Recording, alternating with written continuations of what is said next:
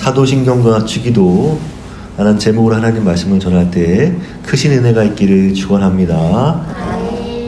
예, 우리는 예배, 특히 공예배를 드릴 때요, 그럴 때마다 사도신경 주기도문을 암송합니다. 그러니까 우리는 얼마든지 어디서든 예배를 드릴 수 있어요. 근데 이렇게 주일날 이 시간에 그냥 교인들이 함께 모여서 드리는 예배는 공예배라고 합니다. 정식 명칭이 그래요. 공예배. 보통 교회에서는 대예배 막 이렇게 쓰거든요. 근데 정식 용어는 아니에요. 공예배가 정식 용어입니다. 그런데요, 교회마다 하나님을 믿는 내용이 약간 달라요. 뭐 교파들마다 다르잖아요. 좀 저희는 장로교잖아요. 장로교는 장로 중심이 있는 그런 어떤 제도를 가지고서 이제 이 교회가 생긴 것이고요. 뭐 성결교는 특히 성결을 중심으로 중요하게 여기는 것이고, 또 감리교는 감리를 중심으로 이렇게 또 생긴 교회고요. 오순절교회는, 순복음 같은 오순절교회는 그런 이 오순절 일어난 일들을 중심으로 해서 이렇게 중요시하는 교회입니다. 약간씩 이제 강조점이 다르긴 한데, 그럼에도 불구하고 모든 교회마다 공통적으로 믿는 공통분모가 있어요. 그것은 바로 뭐다? 사도신경입니다. 성경에 똑같이 기록되어 있지는 않지만 사도신경은 대대로 가톨릭 교회와 개신교회가 인정하는 보편적인 신앙 고백입니다. 가톨릭 교회가 이제 교회라고 인정하는 이유는 뭐냐? 가톨릭 교회도 사도신경을 고백하기 때문이에요. 미사 중에 이 사도신경을 고백합니다. 사도들이 직접 작성한 것은 아니지만 사도들이 가르친 신앙을 가장 잘 요약해주고 있기에 이름이 사도신경이 되었습니다. 2세기 후반에 신학자 히폴리투스라는 사람이 쓴 책이 있어요. 사도적 전통에는 로마 교회에서 세례식 때 사용하는 문답이 실려 있어요. 그것을 엮어가지고 하나의 사도신경이 된 것입니다. 그거의 내용은 뭐 어떻게 되어 있냐? 당신은 전능하신 아버지 하나님을 믿습니다? 믿습니까? 이렇게 물으면 이 세례식을 받는 사람이 네, 믿습니다. 이렇게 답을 하는 것이고, 당신은 하나님의 아들 예수 그리스도를 믿습니까? 그러면 네, 믿습니다. 이런 식으로 문답을 주고받으면 세례식을 거행하였어요. 이렇게 사도신경은 세례교육의 원조였다는 것입니다. 사도신경은 예배순서에서 신앙 고백입니다. 신앙 고백이랑 그 예배순서에 꼭 들어가야 되는 거예요. 그래서 하나님께 신앙을 고백하는 것입니다. 고백은 무엇입니까? 우리는 어떤 때 고백을 하나요? 고백은 자신이 마음에 호감이 있는 사람에게 내 마음을 표명하는 것입니다. 나는 당신에게 마음이 있다는 표현입니다. 당신을 좋아하고 있었다고, 당신을 사랑하고 있었다고 내 마음을 받아달라는 호소잖아요. 여러분은 이성에게 자신의 마음을 고백해 본 적이 있습니까? 현자매? 있어요? 야, 되게 화끈한데 성격이. 사모님은? 한 번 없어요. 그래요. 신앙 고백은 하나님께 내 마음을 고백하는 것입니다. 하나님께 대한 내 사랑을 표현하는 것이에요. 그렇게 귀한 고백입니다. 그러니까 우리가 예배 시간에 이 사도신경을 한다 그러면은 하나님께 내 마음을 하나님께 고백한다, 이렇게 생각하고 의식하고 고백하는 것입니다. 그러니까 아주 귀한 사랑의 고백이 되는 것이죠. 우리가 그냥 주문을 외우듯이 의미 없이 따라하는 게 아니라, 암송하거나 읽는 게 아니라 고백할 때 한 올 한 올 마음과 뜻과 정성을 다해서 진실한 고백을 하는 것입니다. 그게 바로 사도신경이다. 우리 교회가 예배 가운데 함께 공동 고백하면서 나 개인이 하나님께 고백하는 것입니다. 기독교 고리의 요약이며 삼일체적 신앙 고백입니다. 사도신경은 성부, 성자, 성령에 대한 고백 세 구조로 되어 있어요. 첫째는 성부 하나님을 믿는다는 고백이 있고요. 둘째는 그의 아들 예수 그리스도를 믿는다는 고백이 있고요. 셋째는 성령을 믿는다는 고백이 있단 말이죠. 사도신경이 2000년이 넘는 교회 역사의 전통에서 기독교 신앙의 귀한 보물로서 여겨진 것은 사도신경이 삼위일체 하나님을 고백하기 때문입니다. 그럼 사도신경을 해설하겠습니다. 나는 전능하신 아버지 하나님, 천지의 창조주를 믿습니다. 하나님은 무엇이든지 하실 수 있는 전능하신 분이고 예수를 영접한 우리를 지으시고 자녀 삼아주신 아버지시며 천지를 만드신 창조주이심을 믿습니다. 그렇기에 하나님이 온 만물의 주인이십니다. 오직 하나님의 말씀으로 우주를 창조하신 것입니다. 우주 만물을 다스리시고 주관하며 섭리하시며 예수를 영접하여 성령받아 하나님 자녀된 자들의 자상한 아버지가 되십니다. 우리를 하나님의 형상 따라 지으셨기에 우리는 아버지를 닮아갑니다. 라는 그런 고백이란 말이에요. 그런 의미를 담고 있는 게 바로 나는 전능하신 아버지 하나님 천지의 창조주를 믿습니다. 라는 고백이라는 거예요. 이게 그러니까 이 지금 구절의 말씀들을 다 해설하는 겁니다.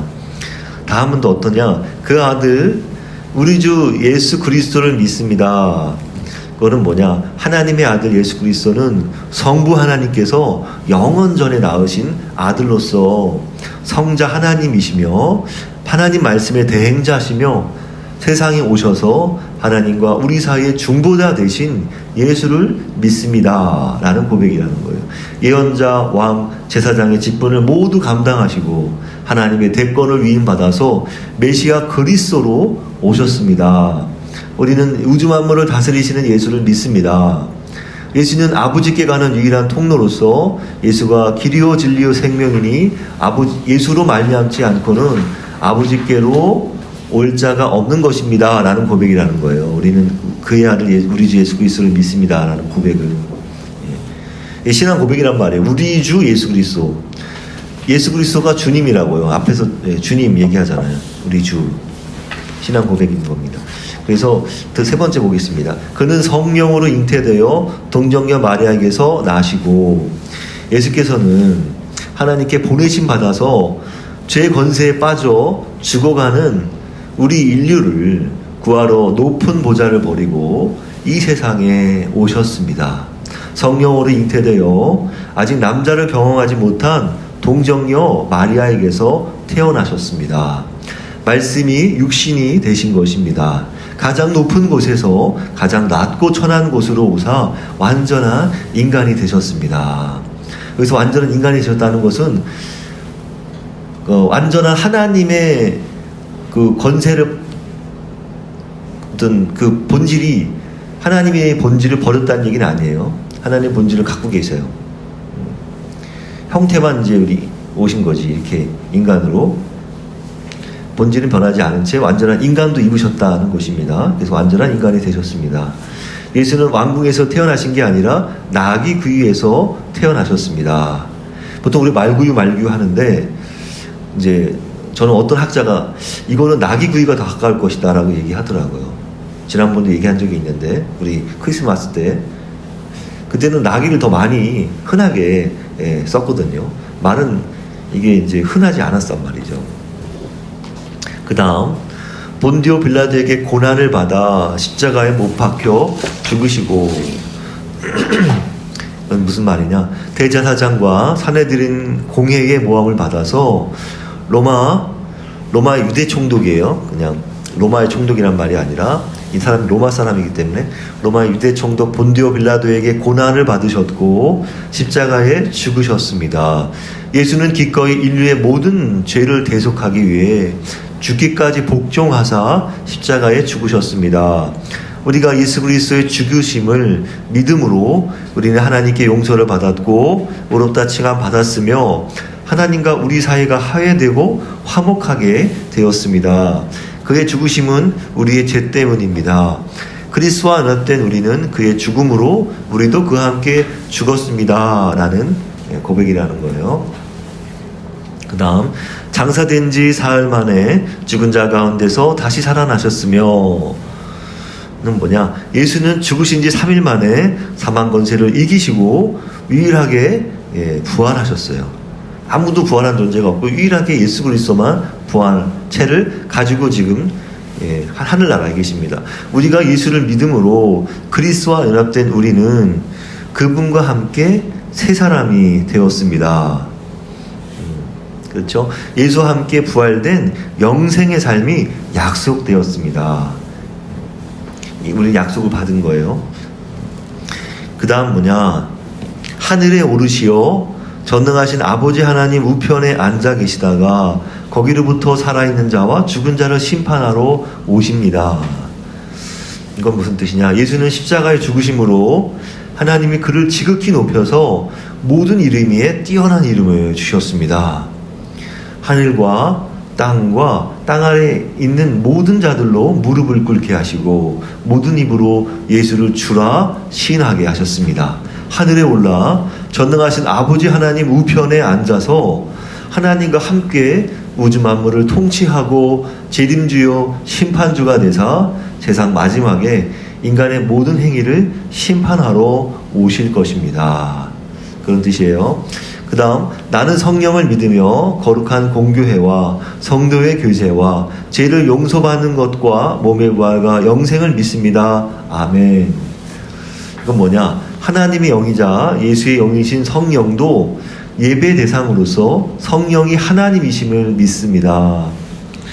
예수를 주로 고백하는 그리스도의 몸인 공동체 교회는 성령의 전으로서 하나님 앞에 거룩하여 세상에서 구별되며 일반적이며 공통적인 보편성을 가지며 사회적이고 공적인 역할을 하는 것을 믿으며 그리스도 안에서 성도 간에 사랑으로 하나 되는 것을 믿고 예수의 십자가를 통해 우리 죄를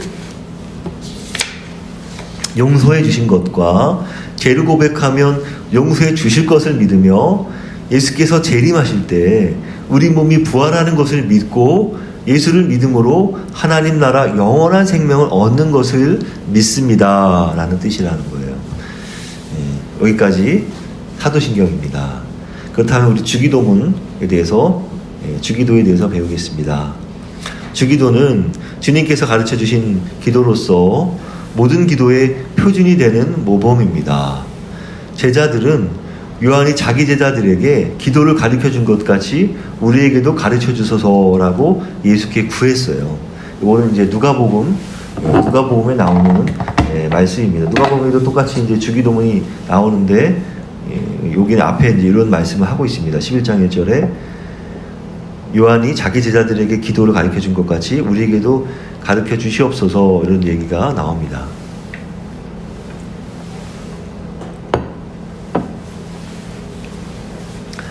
그래서 예수께서는 너희는 이렇게 기도하라고 기도의 지침을 가르쳐 주십니다.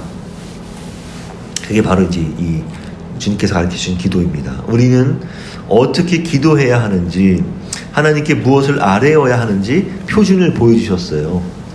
우리의 모든 기도의 목적과 소원이 어떤 것이 되어야만 하는지 제시해 주셨습니다. 사도교부 문서에 포함된 디다케라고 하는 12사도의 교훈에서는 당시 주님의 기도를 하루에 3번씩 외워야 한다 이렇게 기록하고 있어요. 거기 사도 문서에 포함된 디다케라고 하는 그 12사도의 교훈에 보면은 거기서는 이제 이렇게 얘기하고 있는 거예요. 주님의 기도를 하루에 3번씩 외워야 한다 이것입니다. 우리는 일주일에 한 번 하잖아요. 주기도에는 서론, 본론, 결론으로 나눌 수 있습니다. 총 7가지 기도가 있는데요. 서론은 먼저 기도의 대상이 나오고 본론에는 6가지 기도 제목이 나오는데요. 그리고 마지막 성령의 기도가 나오는 겁니다. 그래서 7개예요. 앞에는 하나님을 위한 기도 3가지, 뒤에는 그 다음은 우리 자신을 위한 기도 3가지 이렇게 됩니다. 결론은 성령이자 신앙 고백의 기도가 나오는 겁니다. 짧은 기도문이지만 아주 질서정연하고 핵심을 다루고 있어요. 이 주기도문은요, 교회 공동체 모든 구성원들의 공동의 기도입니다. 예배 중에 주문이나 연불 외우듯이 형식에 그칠 게 아니라 이 기도의 본을 따라서 우리는 하나님께 바르게 기도해야 합니다. 기도한다고 단 하늘에서 선물이 툭툭 떨어지는 건 아니에요. 기도에는 인내가 필요한 것입니다. 그럼 우리 주기도를 함께 해설해 보겠습니다. 하늘에 계신 우리 아버지의 이름을 거룩하게 하시며, 이건 뭐냐? 우리가 기도해야 할 대상은 분명 하나님 아버지십니다. 하늘은 그럼 뭐냐? 하나님의 권위와 위엄과 무소부지하심을 의미하는 거예요. 우리는 땅에 있지만 하나님은 하늘에 계시잖아요. 하나님은 초월자로서 우리가 우러러 볼 수밖에 없는 질적으로 다른 만유 위에, 세계 위에 높이 계셔서 우주 만물을 다스리시며 주관하시는 분이라는 뜻입니다. 예수께서는 예수를 믿고 따르는 모든 제자들에게도 나의 아버지는 너희들에게도 아버지라고 소개해 주십니다. 구약시대에도 하나님 아버지라 소개한 말씀들이 있어요. 그런데도 유대인들은 아무도 아버지라 부르지 못했단 말이죠. 진노의 자식이었던 우리는 오직 예수 그리스도를 통해서 하나님을 감히 아버지라 부를 수 있게 되었습니다. 예수께서 십자가의 죽으심으로 하나님께서 우리 죄를 용서하시고 하나님과 화목하게 되었습니다. 그리하여 하나님께 회개하고 우리 죄를 위해 대속하신 예수를 받아들일 때 우리는 성령을 받아 거듭나게 되므로 하나님의 자녀가 되는 것입니다. 하나님의 아버지가 되는 것입니다. 그래서 아버지십니다. 이것이 예수를 믿는 제자들에게 주어진 특권이란 말이에요. 특별한 권한입니다. 우리는 하나님의 자녀로 입양된 것이에요. 그래서 교회는 공동체가 되었고 하나님 아버지 아래 한 가족이 되었으며 하나님 나라 상속자가 되었다는 것입니다. 그래서 우리 아버지라 부르는 것입니다. 유대인이 하나님을 아버지라 부르는 것은 유대인들이 성전과 율법을 제사드리지 않는 것만큼이나 혁명적인 신앙 고백이었단 말이에요. 그래서 아무도 하지 않았다. 성전과 율법을 제사드리지 않는 것, 예수님께서 더 이상 그렇게 드리지 말고 영과 진리로 예배 드리라 그랬잖아요. 이것도 혁명적인 일이란 말이죠. 그 사람들이 도무지 받아들일 수 없는 이스라엘을 뒤집는 그런 발상이기 때문에 감히 아무도 할 수 없었다. 그겁니다. 당시 성경을 필사하던 서기관들은 어떻게 했느냐? 여호와 하나님의 이름을 쓸 때는 몸을 씻고서 이름을 썼단 말이죠. 그만큼 경외했어요. 벌벌벌 떨면서 썼단 말이에요.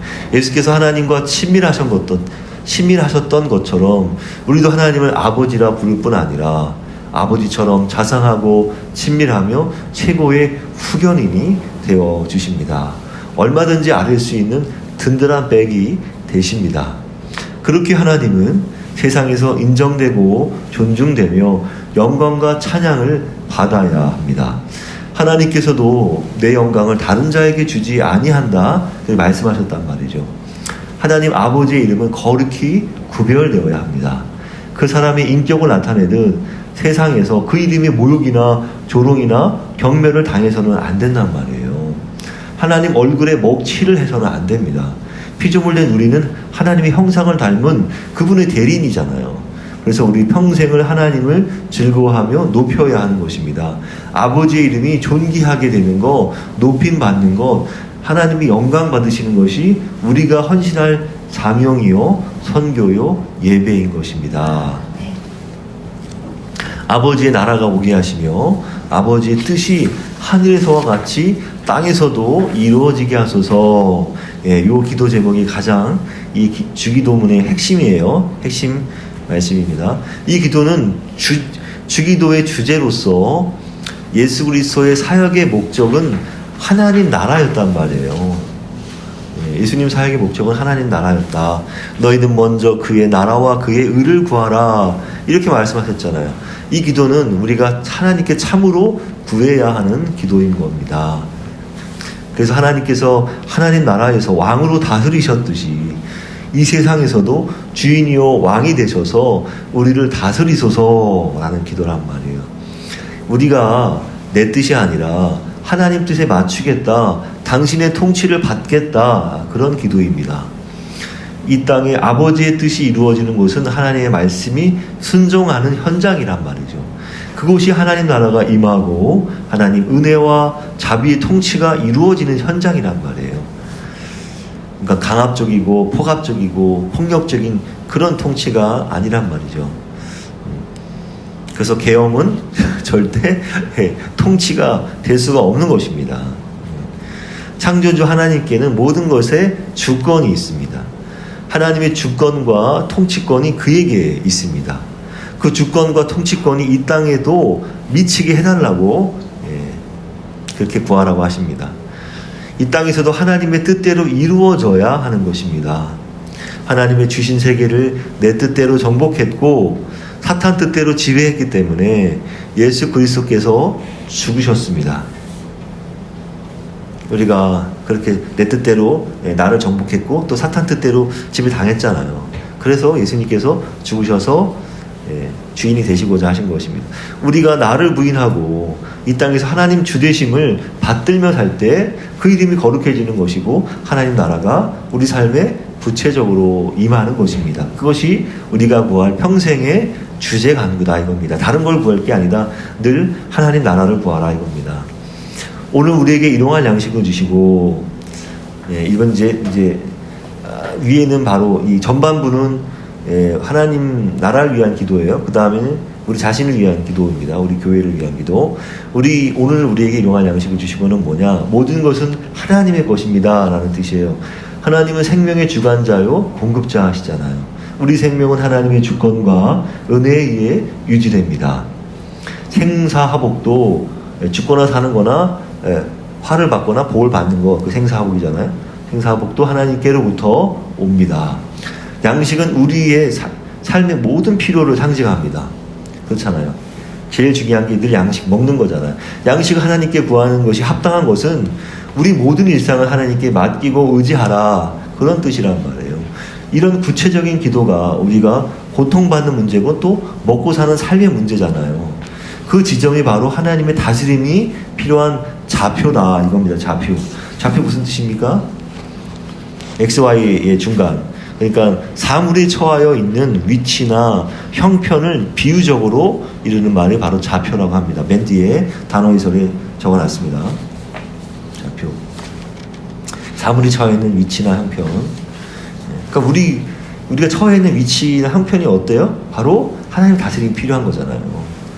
그렇게 세속과 물질의 지배에서 떠나야 하는 것입니다. 다스림을 받아야 떠나겠죠.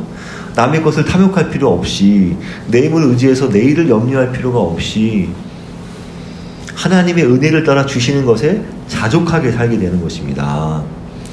그렇다고 오늘 나에게만 양식을 주시고가 아닌 우리의 양식을 구하는 것, 교회의 양식을 구하는 것이 공동체가 사는 방식이며 항상 내 것이 아니고 하나님 것이기에 나누며 베풀며 살아야 할 것을 인식하게 합니다. 그래서 우리 지난번 지연자매에게 김을 사모님 맛있는 거 그 김을 2개나 너무 맛있었어요. 아멘. 오직 하나님으로 살아간다는 것을 인정하는 것입니다. 그게 바로 이런 기도가 하나님으로 살아간다 인정하는 것이에요. 이렇듯이 우리 기도는 구체적이어야 하는 것이에요. 구체적으로 하나님 저가 지금 직장에 어떻게 해야 됩니까? 기도하면서 살아가야 하는 것입니다. 그것은 매일매일 하나님께 의지하라는 것입니다. 그래서 오늘 우리에게 양식해서 오늘이 들어가는 거예요. 그러지 않는다면 우리는 돈과 물질을 의지하게 되는 거예요. 오늘도 돈과 물질을 의지하게 되고 세상 권세에 들려서 노예가 되는 것입니다. 그러면 안 되잖아요. 탐욕에 젖어서 나를 위해 쓸 것을 쌓아놓게 되는단 말이에요. 왜? 내 힘으로 살아야 되니까 자꾸 쌓아놓는단 말이에요. 안 된단 말이에요. 남에게 자랑할 만한 사치품은 필요 없는 것이에요. 그리고 우리는 날마다 영의 양식도 구해야 합니다. 영적인 갈증과 결핍은 오직 하나님의 말씀으로만 해소될 수 있습니다. 이게 왜 기도가 이게 가능한 거냐 하면 당시 교회는 그 마을에 있었고요. 그 마을에 교회를 이루었단 말이에요. 그러니까 얼마든지 그 순간 바로바로 이웃들끼리 나눠 먹을 수 있었단 말이고 오늘 양식을 구하는 게 가능하단 말이에요. 오늘 어느 집이 양식이 떨어져서 하나님께 기도했더니 글쎄 넉넉한 어느 집이 그날 양식을 나눠준단 말이죠. 성령의 인도를 받아가지고. 근데 이렇게 멀리 살면 어떻게 양식을 나눠주냐는 말이에요. 일주일에 한 번 보는 거. 안 그래요? 그러니까 같은 동네에 살아야 된다. 그래서 저는 성경적인 게 바로 그 교회 가족들은 그 가까운 동네에 사는 게 성경적이라고 봅니다. 이 말씀을 이 주님께서 가르치신 기도 제목을 주기도를 볼 때 말이죠. 우리가 우리에게 잘못한 사람을 용서하여 준 것 같이 우리 죄를 용서하여 주시고, 이것도 그래서 가능한 거예요. 왜? 동네 사람들이잖아 다. 용서는 우리가 구원받는데 궁일한 하나님의 구원의 원천이란 말이에요. 하나님께서 우리를 용서하지 않았다면 우리는 영원히 지옥에 있을 거 아니겠어요? 용서가 구원받는데 핵심이란 말이에요. 우리가 용서함 받았기에 하나님께 나아가게 되었단 말이에요. 우리는 값없이 의롭다함을 얻은 것이란 말이에요. 이 말씀은 우리가 하나님께 용서받으려면 먼저 다른 사람을 용서해야 한다는 말씀이 아닙니다. 그렇게 전제된 것 같은 느낌이 받잖아요. 우리가 우리에게 잘못한 사람을 용서하여 준 것 같이, 그러면 우리 죄를 용서해 주십시오 이렇게 했고 전제 조건이 달린 것처럼, 그런 뜻이 아니고, 예수님께서 이런 전제 조건을 다루신 건 단지 우리가 하나님께 죄 용서함을 받았다면 마땅히 우리도 우리에게 죄 지은 자를 용서해야 한다는 것을 일깨워주기 위해서 하신 말씀이란 말이에요. 그래서 이 기도는 내가 남의 기도를 남의 죄를 용서하게 해주소서, 그런 기도란 말이에요. 나한테 해코지야, 나에게 피해를 입힌 그 사람을 용서하게 해주세요. 예. 그 사람을 미워하지 않고 증오하지 않고 용서하게 해주세요. 예. 그러라는 거예요. 늘 자신을 비우라는 겁니다. 하나님은 우리 이기심을 싫어하세요. 나는 나에게 해코지한 누구도 용서할 수 없으면서 하나님께 내 죄를 용서해달라는 건 있을 수 없다는 말씀이에요. 얼마나 이기적이냔 말이에요. 나는 쟤한테 용서 안 하고 하나님께 용서만 받기를 바라는 게 얼마나 이기적이냔 말이에요. 내가 하나님께 은혜를 입었다면 마땅히 나도 이웃에게 베풀 수 있어야 한다는 것입니다. 하나님께 큰 빚을 졌다면 작은 빚을 진 자들을 탕감해 줄 수 있어야 합니다. 그렇잖아요. 우리는 하나님께 큰 빚을 졌단 말이에요. 그 죄라는 말이 debt란 말이에요. debt. 죄기도 하지만 빚이기도 하단 말이에요. 해석을 하면 같은 의미를 갖고 있단 말이에요. 그래서 하나님께서 우리 큰 빚을 탕감해 주셨듯이 우리에게 작은 빚을 진 자들을 탕감해 주어야 하는 것입니다. 우리끼리도 용서할 수 없으면서 내가 지은 죄만을 언제나 용서받기를 기대하지 말라고 하십니다. 예수께서 원수를 사랑하고 내 이웃을 사랑하라고, 내 몸같이 사랑하라고 하시기에 참된 용서는 다른 이의 잘못을 되새기지 않으며, 우리는 늘 되새기잖아요. 상처를 담아두잖아요. 상처를 담아두지 않는 것이다. 그것이 용서다. 하나님처럼 상대방의 죄나 잘못에 대해 책임을 면제해주고 관계를 회복해야 한단 말이에요. 하나님이 그러시니까. 따르지 않으면 마땅히 해야 할 것을 하지 않은 태만죄를 짓는 것이다, 이겁니다. 하나님께 큰 사죄함을 받은 사람이 하나님의 용서하심을 받게 됩니다. 하나님께 큰 사죄함을 받았어요? 그러면 하나님의 용서하심을 본받게 되는 것입니다. 그것이 받은 것에 대한 감사의 태도인 것입니다. 우리를 시험에 빠지지 않게 하시고 악에서 구하소서. 이건 뭐냐? 우리 인간은 언제든 시험에 빠질 수가 있어요. 불행은 언제나 부지한 사람에게 닥치는 법이에요. 우리가 하나님께 의지하려고 해도 언제나 시험에 들고 또 넘어지고 쓰러지잖아요. 인간은 그렇게 연약한 존재란 말이에요. 그래서 늘 하나님께 붙들려야 돼요. 악은 실제합니다. 대적마귀는 두루다니며 삼킬자를 찾고 있단 말이에요. 우리를 파멸과 좌절과 고통으로 혹시 탐탐 노리고 있단 말이에요. 우리 지연자매에게 야, 너 일하기 싫잖아, 귀찮잖아, 지금 힘들잖아, 짜증나잖아, 밤에 다니기 싫잖아, 너 저거 이거 응? 뭐야? 응? 이거 성과보다도 이게 지금 들어가는 게 더 많잖아. 이거 지금 이거 응? 효능감 떨어지고 이거 아주 가성비도 이거 아니야. 막 이렇게 막 마음에 막 자꾸 그런 마음 준단 말이죠. 자꾸 그러니까 사람을 망치게 해요. 자꾸. 그러니까 그런 걸 이겨내야 되는 거예요. 시련을 이겨내고 참아내야 됩니다. 그렇게 우리는 스스로 살 수가 없어요. 인생에 하나님이 절대적으로 필요하다는 고백이란 말이에요. 나를 보호하시고 인도해 주신 하나님의 주권이 없이는 절대 살아갈 소망이 없다는 그런 표현이 강구란 말이에요. 우리를 시험에 빠지지 않게 하시고 악에서 구하소서. 시험에 들면 안 돼요. 그래서 악한 권세와 세상 나라에 휘둘리지 않도록 올곧이 돌봐주셔야 합니다. 주님 계속 구하란 말이에요. 그래서 하나님께 돌보심을 요청하는 겁니다. 하나님 돌봐주세요. 하나님 돌봐주세요. 그런 기도란 말이에요. 선줄로 앉아는 넘어질까 조심해라. 바울이 말씀하고 있잖아요. 우리 안에 악은 우리를 쓰러뜨리고 하나님에게서 멀어지게 만든단 말이에요. 탐욕과 유혹과 타락과 멸망의 길로 우리를 인도한단 말이에요. 그래서 쉬운 거 찾아. 아이씨, 그 직장 쉬운 거 많아. 그렇게 생각이 다 들 수 있단 말이에요. 자꾸. 예. 너무 그런 거에 자꾸 혹혹혹 넘어가면 안 됩니다. 벌써 몇 번이나 자기가 내 자신이 연약한가를 생각해 봐야 돼.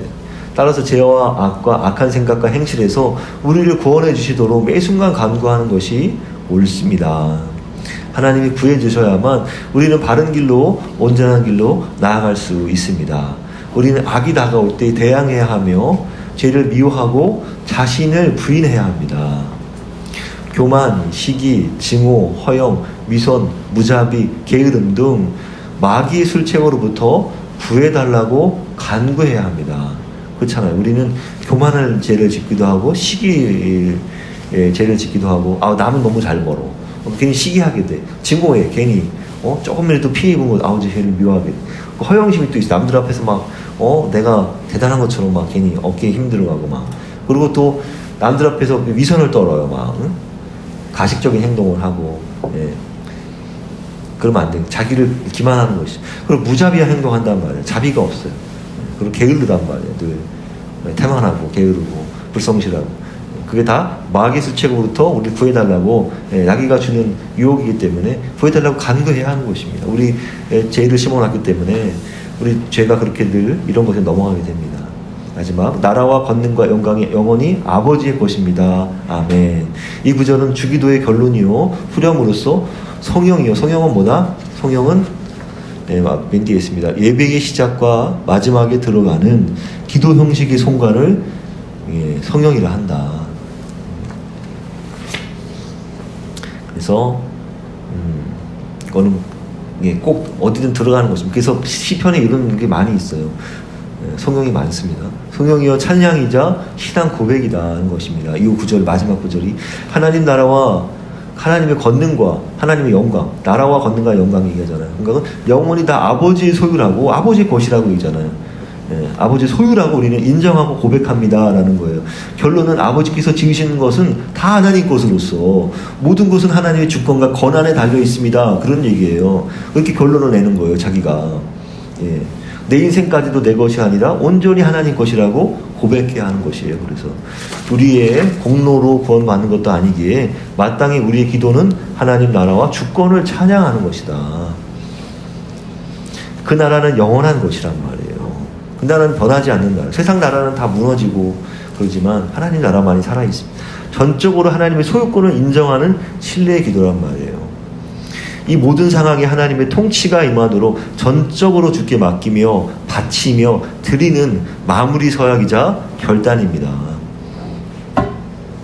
아멘은 그래서 진실로 그렇게 될지어다, 진실입니다, 동의합니다, 정말로 그렇습니다 라는 뜻이에요.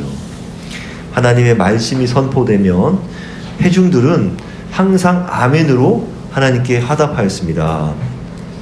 아멘은 이 모든 기도가 확실히 이루어질 것을 믿습니다라는 표현이란 말이에요. 그럼 우리는 그렇게 아멘 합니까? 내가 아멘은 그냥 심심풀이로 하지 않았나? 되새겨보란 말이에요. 아멘은 우리의 온 마음이 담겨야 하는 것입니다. 일상의 예수의 주되심을 살아야 하는 것입니다. 그렇게 기꺼이 고백하고 기도하는 저와 여러분, 우리 하나님께 되시기를 빕니다. 우리 시간 기도하겠습니다.